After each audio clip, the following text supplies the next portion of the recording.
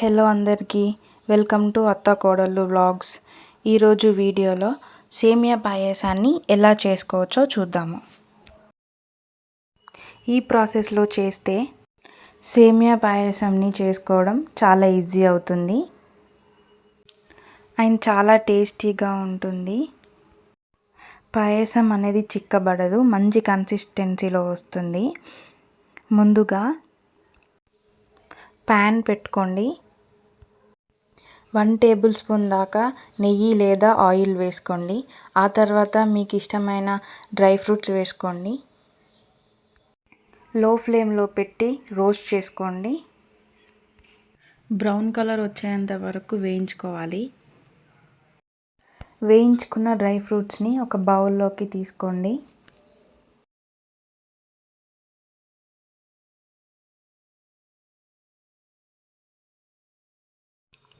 మీరు సేమియా పాయసాన్ని ఎంతైతే క్వాంటిటీ చేసుకోవాలనుకుంటున్నారో దాన్ని బట్టి అన్ని ఇంగ్రీడియంట్స్ కూడా అదే కప్పుతో మెజర్ చేసుకోండి. సేమియాని లో ఫ్లేమ్లోనే లైట్ గోల్డెన్ షేడ్ వచ్చేంత వరకు వేయించుకోవాలి. ఈ సేమియా అయ్యేలోపు వేరే ఒక బర్నర్ మీద వాటర్ హీట్ చేసుకోండి. 1 కప్ ఆఫ్ సేమియాకి 2 కప్స్ ఆఫ్ వాటర్ తీసుకోండి. అలాగే 3 కప్స్ ఆఫ్ మిల్క్ తీసుకోండి. సేమియా అనేది మంచి గోల్డెన్ షేడ్ వచ్చిన తర్వాత ఇక్కడ మరిగించుకున్న వాటర్ని వేసుకొని మిక్స్ చేసుకోవాలి. ఇప్పుడు ఈ సేమియా ఉడికేంత వరకు కూడా లో టు మీడియం ఫ్లేమ్లో పెట్టుకొని మధ్య మధ్యలో మిక్స్ చేస్తూ ఉడకబెట్టుకోవాలి. సేమియా ఉడికిపోతే సరిపోతుంది.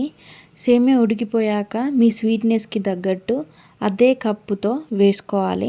1 కప్ సేమియాకి 1/2 కప్ షుగర్ వేసుకోండి. సేమియా పాయసం ఇంకా టేస్టీగా ఉండాలి అనుకుంటే కోవా ప్లస్ షుగర్ని కూడా వాడుకోవచ్చు. షుగర్ పేషెంట్స్, డయాబెటీస్ పేషెంట్స్ ఉన్న వాళ్ళైతే షుగర్ని అవాయిడ్ చేయాలి అనుకుంటే కనుక ఈ పాయసాన్ని ఇంకాస్త చిక్కబెట్టి తర్వాత స్టవ్ ఆపేసి ఒక 2 మినిట్స్ పాటు ఉంచి అందులోకి బెల్లం అలాగే లైట్గా వాటర్ వేసి కరగబెట్టి ఫిల్టర్ని చేసుకోవాలి. ఆ చేసుకున్న బెల్లం వాటర్ని కూడా స్వీట్నెస్ కోసం ఇందులో యూస్ చేసుకోవచ్చు. బెల్లంతో అలా చేసినప్పుడు పాలు అనేది విరగకుండా ఉండిపోతుంది. సో ఇక్కడ మనం షుగర్ వేసాం కదా, ఆ షుగర్ కరిగేంత వరకు కూడా మీడియం ఫ్లేమ్లో పెట్టుకొని షుగర్ కరిగేంత వరకు ఉంచండి. సో ముందుగా చెప్పిన క్వాంటిటీ ప్రకారం పాలు యాడ్ చేసుకోవాలి. నెక్స్ట్ ఇప్పుడు ఇందులోకి 1/2 టీ స్పూన్ దాకా యాలకుల పొడి వేసుకోండి. పాయసంని కూడా కొద్దిగా లైట్గా చిక్కబడనివ్వండి. మరీ ఎక్కువ చిక్కబడితే చల్లారిన తర్వాత మరీ గట్టి పడుతుంది. సో ఇక్కడ వీడియో క్లిప్లో చూపించిన విధంగా ఈ కన్సిస్టెన్సీ వస్తే సరిపోతుంది. నేను ఇక్కడ నెయ్యి వేసుకుంటున్నా ఫ్లేవర్ ఇంకాస్త బాగుండడానికి.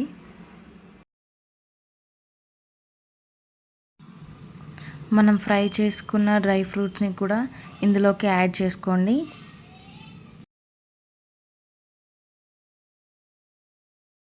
ఇలా వన్స్ ఒకసారి కలిపేసిన తర్వాత స్టవ్ ఆఫ్ చేసి పాయసాన్ని పక్కకు దించేసుకోండి.